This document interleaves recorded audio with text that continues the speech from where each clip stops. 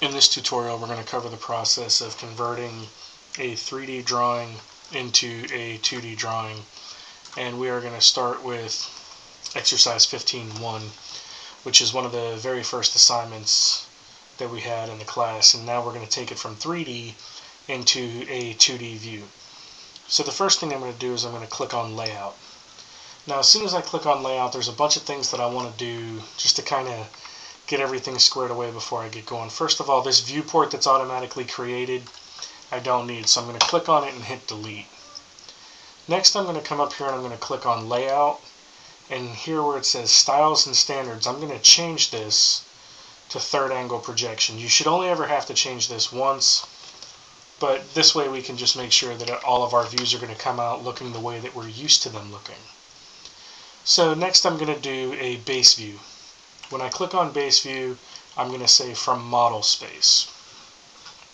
Now, typically it's going to ask me to select the objects in model space. I've already done that. So at this point, I can left click to place this view and exit. And then it's automatically going to take me into projected view so I can project the rest of my views and hit enter. Once I have everything in here, I can just go right to my annotate tab and go to dimension, and I can begin dimensioning this. I know that this dimension right here is going to be 1.88. We'll go back into the dimension command. This is 1.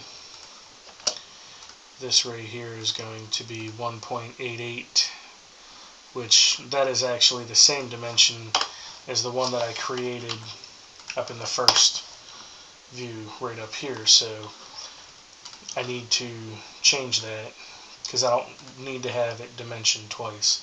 So we'll put in our 1.88 here, and we can put in the size, the 0.63 for that, and the 0.63 for this.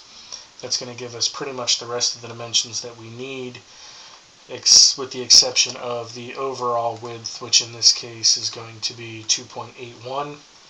So a good key to do, just to visually verify that you've got everything done, is I've got my 2.81, my 1.88, my other 1.88, the 1, the 0.63, and the 0.63. So I have all the dimensions that the book calls for, so that lets me know that I've got all of the dimensions that I actually need for this object. So for this particular exercise, that's all that's required for the drawing. We just want to make sure that we have all the dimensions in as they're required. So just save this, and you don't have to save a new version. You can do this right on the existing one that you have.